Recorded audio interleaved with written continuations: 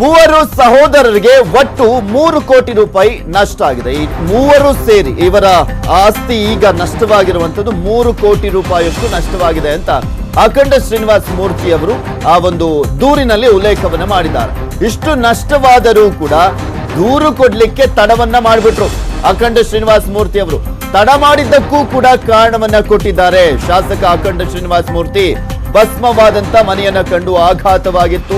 ಮಾನಸಿಕ ಸ್ಥಿಮಿತತೆ ಇರಲಿಲ್ಲ, ಕಳೆದುಕೊಂಡಿದ್ರಂತೆ. ಅಖಂಡ ಶ್ರೀನಿವಾಸ ಮೂರ್ತಿ ಅವರು ಮಾನಸಿಕ ಸ್ಥಿಮಿತತೆಯನ್ನ ದೂರು ನೀಡಲಿಕ್ಕೆ ತಡವಾಗಿದ್ದಕ್ಕೆ ಕಾರಣವನ್ನ ಕೊಟ್ಟಿದ್ದಾರೆ ಶಾಸಕ.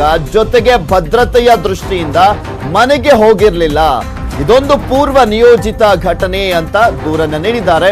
ಇನ್ನು ಶಾಸಕ ಅಖಂಡ ಶ್ರೀನಿವಾಸ ಮೂರ್ತಿ ಅವರು ದೂರನ್ನ ಸಲ್ಲಿಕೆಯ ಹಿನ್ನೆಲೆಯಲ್ಲಿ ಕಾವಲ್ ಬೈರಸಂದ್ರದಲ್ಲಿರುವಂತಹ ಶಾಸಕರ ಮನೆ ಬಳಿ ಹಾನಿಗೊಳಗಾದಂತ ಜಾಗವನ್ನ ಪರಿಶೀಲನೆ ಮಾಡ್ತಾ ಇದ್ದಾರೆ ಪೊಲೀಸರು. ಇಲ್ಲಿ 3 ದಿನ ಆದ್ರೂ ಕೂಡ ಯಾಕೆ ಇವರು ಕಂಪ್ಲೇಂಟ್ ಅನ್ನ ಕೊಡ್ತಾ ಇಲ್ಲ ಅನ್ನುವ ಪ್ರಶ್ನೆಗಳೆಲ್ಲವೂ ಕೂಡ ಉದ್ಭವ ಆಗಿತ್ತು. ಕೆಲವೊಂದ್ ಕಡೆ ರಾಜಕಾರಣ ಇದರಲ್ಲಿ ಅಡಗಿತ್ತು. ಯಾಕೆ ಸುಮ್ನೆ ಒಂದು ಧರ್ಮದವರನ್ನ ಎದುರಾಕೊಳ್ಳೋದು ಅನ್ನುವ ರೀತಿಯಲ್ಲಿ ಒಂದು ಪ್ರಶ್ನೆ ಕೂಡ ಇತ್ತು. ಯಾಕೆಂದ್ರೆ ಅಖಂಡ ಶ್ರೀನಿವಾಸ ಮೂರ್ತಿ ಅವರ ಹೇಳಿಕೆಯಲ್ಲಿ ನಾವು ಗಮನಿಸಬಹುದಿತ್ತು, ಎಲ್ಲರೂ ಕೂಡ ಹೊರಗಿನವರು ಅಂತಾನೆ ಹೇಳ್ತಾ ಇದ್ರು. ಇನ್ನ ಇಡೀ ಕುಟುಂಬದ ಸಜೀವ ದಹನಕ್ಕೆ ನಡೆದಿತ್ತ ಪ್ಲಾನ್, ಶಾಸಕರ ಕುಟುಂಬ ಸಜೀವ ದಹನಕ್ಕೆ ಪ್ಲಾನ್ ನಡೆದಿತ್ತ ಅನ್ನುವ ಪ್ರಶ್ನೆ ಇದೆ. ಯಾಕೆ ಹೇಳ್ತಾ ಇದೀವಿ ಅಂದ್ರೆ ದೂರಿನಲ್ಲಿ ಶಾಸಕ ಅಖಂಡ ಶ್ರೀನಿವಾಸ ಮೂರ್ತಿ ಅವರು ಅದನ್ನ ಉಲ್ಲೇಖ ಮಾಡಿದ್ದಾರೆ. ತಮ್ಮ ಕುಟುಂಬದ ಸಜೀವ ದಹನಕ್ಕೆ ಸಂಚು ಅಂತ ಅವರು ಉಲ್ಲೇಖವನ್ನ ಮಾಡಿರುವಂತದ್ದು. ಆ ಒಂದು ಅಂಶವನ್ನು ಕೂಡ ಸಾವಿರಾರು ಕಿಡಿಗೇಡಿಗಳನ್ನ ಬಳಕೆ ಮಾಡಿಕೊಂಡು ದುಷ್ಕೃತ್ಯವನ್ನ ಎಸಗಲಾಗಿದೆ. ದುಷ್ಕರ್ಮಿಗಳ ವಿರುದ್ಧ ಕ್ರಮಕ್ಕೆ ಶಾಸಕರು ಒತ್ತಾಯವನ್ನ ಮಾಡಿದ್ದಾರೆ. ಕಿಡಿಗೇಡಿಗಳನ್ನ ಅಕ್ಕಪಕ್ಕದ ಮನೆಯವರು ನೋಡಿದ್ದಾರೆ, ದಾಳಿಕೋರರನ್ನ ಸ್ನೇಹಿತರು ನೋಡಿದ್ದಾರೆ ಅಂತ ಉಲ್ಲೇಖವನ್ನ ಮಾಡಿದ್ದಾರೆ.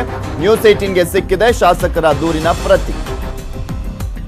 ಇದೆಲ್ಲದ್ರ ಬಗ್ಗೆ ಕಂಪ್ಲೀಟ್ ಡೀಟೇಲ್ಸ್ ಅನ್ನ ನೀಡ್ತಾರೆ ನಮ್ಮ ಪ್ರತಿನಿಧಿ ಗಂಗಾಧರ್. ನೇರ ಸಂಪರ್ಕದಲ್ಲಿ ಜಾಯ್ನ್ ಆಗ್ತಾ ಇದ್ದಾರೆ. ಎಸ್ ಗಂಗಾಧರ್, ನೋಡ್ತಾ ಇದ್ವಿ ಅಂತೂ ಇಂತೂ ಯಾವಾಗ ಇವರು ದೂರನ್ನ ಕೊಡ್ತಾರೆ ಅನ್ನುವ ಪ್ರಶ್ನೆಗೆ ನಿನ್ನೆ ಉತ್ತರ ಕೊಟ್ಟಂತ ಅಖಂಡ ಶ್ರೀನಿವಾಸ ಮೂರ್ತಿ ನಿನ್ನೆ ದೂರನ್ನ ಕೊಟ್ಟರು. ಆ ಒಂದು ಎಕ್ಸ್ಕ್ಲೂಸಿವ್ ಅಂತ ಪ್ರತಿ ಕೂಡ ನ್ಯೂಸ್ 18ಗೆ ಲಭ್ಯವಾಗಿದೆ.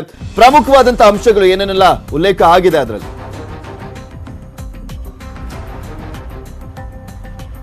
ಎಸ್ ಪೃಥ್ವಿ, 2 ದಿನಗಳ ಬಳಿಕ ಶಾಸಕ ಅಖಂಡ ಶ್ರೀನಿವಾಸ ಮೂರ್ತಿ ಮನೆಯ ಧ್ವಂಸಕ್ಕೆ ಸಂಬಂಧಪಟ್ಟಂತೆ ಏನೇನು ನಷ್ಟ ಆಗಿತ್ತು, ಯಾವೆಲ್ಲ ದಾಖಲೆಗಳು ಸುಟ್ಟು ಏನಾಗಿತ್ತು, ಇದಕ್ಕೆಲ್ಲ ಕಾರಣ ಏನು ಅನ್ನೋದ್ರ ಬಗ್ಗೆ ನಿನ್ನೆ ಸಂಜೆ ದೂರನ್ನ ಕೊಟ್ಟಿದ್ರು. ಅದರ ಪ್ರತಿ ಈಗ ನ್ಯೂಸ್ 18 ಕನ್ನಡಕ್ಕೆ ಸಿಕ್ಕಿರುವಂಥದ್ದು. ಅದರಲ್ಲಿ ಸಾಕಷ್ಟು ಅಂಶಗಳನ್ನ ನಮೂದನೆ ಮಾಡಿರುವಂಥದ್ದು. ಅಂದ್ರೆ ಶಾಸಕರ ಮನೆ ಏನಿತ್ತು ಅದು 3 ಅಂತಸ್ತಿನ ಕಟ್ಟಡವಾಗಿತ್ತು.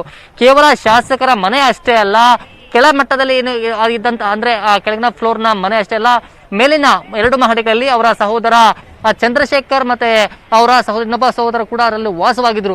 ಅವರ ಮನೆಯ ಧ್ವಂಸವನ್ನು, ಅವರ ಮನೆಗಳನ್ನು ಕೂಡ ಧ್ವಂಸ ಮಾಡಿದ್ರು. ಅದಷ್ಟೇ ಅಲ್ಲೇ ಅವರ ಮನೆಯಲ್ಲಿದ್ದಂತಹ ಚಿನ್ನಾಭರಣ ಮತ್ತೆ ದಾಖಲೆಗಳನ್ನ ಕೂಡ ಸುಟ್ಟಾಕಿದ್ದಾರೆ ಅನ್ನೋದ್ರ ಬಗ್ಗೆ ಕೂಡ ನಮೂದನೆ ಮಾಡಿರುವಂಥದ್ದು. ಈ ಎಲ್ಲ ಒಟ್ಟಾರೆಯಾಗಿ 3 ಕೋಟಿ ಮೌಲ್ಯದ ಆಸ್ತಿಪಾಸ್ತಿ ನಷ್ಟ ಆಗಿದೆ ಅನ್ನೋದ್ರ ಬಗ್ಗೆ ಆ ದೂರಿನಲ್ಲಿ ಶಾಸಕರು ಉಲ್ಲೇಖ ಮಾಡಿರುವಂಥದ್ದು. ಮತ್ತೊಂದು ಕಡೆ ಈ ಒಂದು ಶಾಸಕರ ಒಂದು ಆಸ್ತಿಪಾಸ್ತಿ ಸುಮಾರು ಮೂಲ ದಾಖಲೆಗಳನ್ನ ಸುಟ್ಟಾಕಿದ್ದಾರೆ. ಅದಲ್ಲದೆ ಸುಮಾರು 20 ಲಕ್ಷ ಮೌಲ್ಯದ ಚಿನ್ನಾಭರಣವನ್ನ ಮನೆಯಲ್ಲಿ ಕಳ್ತನ ಮಾಡಿದ್ದಾರೆ ಅಂತ ನಮೂದು ಮಾಡುವಂಥದ್ದು. ಅದಲ್ಲದೆ ಸುಮಾರು ತಮ್ಮಂದಿರ ಅಂದ್ರೆ ಸಹೋದರರ ಮನೆಯಲ್ಲಿದ್ದಂತಹ ಕ್ಯಾಶ್ ಸುಮಾರು 8 ಲಕ್ಷ ಕ್ಯಾಶ್, ಮತ್ತೊಬ್ಬ ಸಹೋದರ ಮನೆಯಲ್ಲಿ 3 ಲಕ್ಷ ಕ್ಯಾಶ್ ಅನ್ನ ಮಾಡಿರುವಂತದ್ದು. ಅದಲ್ಲದೆ ಸುಮಾರು 10 ಲಕ್ಷ ಸುಮಾರು 20 ಲಕ್ಷ ಸುಮಾರು ಚಿನ್ನಾಭರಣಗಳನ್ನ ಲೂಟಿ ಮಾಡಿದ್ದಾರೆ ಅನ್ನೋ ಬಗ್ಗೆ ಕೂಡ ಉಲ್ಲೇಖವನ್ನ ಮಾಡಿದ್ದಾರೆ. ಅಷ್ಟೇ ಅಲ್ಲದೆ ಒಂದು ವೇಳೆ ಏನಾದ್ರೂ ಆವತ್ತು ಗಲಭೆ ಸಂದರ್ಭದಲ್ಲಿ ಉದ್ರಿಕ್ತರ ಗುಂಪು ಬಂದಂತಹ ಸಂದರ್ಭದಲ್ಲಿ ನಾವು ಮನೆಯಲ್ಲಿದ್ರೆ ನಾವು ಸಜೀವ ದಹನವಾಗ್ತಿದ್ವಿ ಅನ್ನೋದ್ರ ಬಗ್ಗೆ ಕೂಡ ಇದೆಲ್ಲ ಒಂದು ಉದ್ದೇಶಪೂರ್ವಕ ವ್ಯವಸ್ಥಿತವಾಗಿ ತರ ಪ್ಲಾನ್ ಮಾಡಿ ಸಂಚಲನ ಮಾಡಿದ್ರು ಅನ್ನೋ ಬಗ್ಗೆ ಕೂಡ ದೂರಲ್ಲಿ ಉಲ್ಲೇಖವನ್ನ ಮಾಡಿರುವಂತದ್ದು. ಪೃಥ್ವಿರಾಜ್.